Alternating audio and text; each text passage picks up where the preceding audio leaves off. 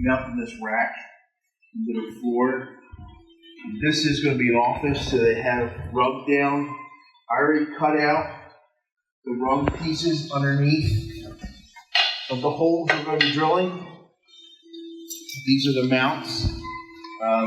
So we're going to be mounting this to the floor with, and I already put a piece of tape on the end of my drill, so I know how far to drill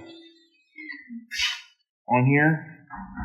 So next part will be installing these into the floor. So now we're ready to anchor this down. Here's our anchors. Put them in the holes. We'll hammer in.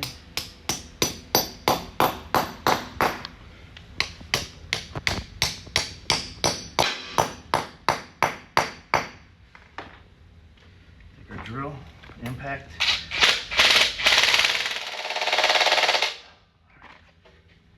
That's pretty solid. It's pretty much what we have to do. You put 4 of them in, hammer them in, and impact them in. Nice and tight.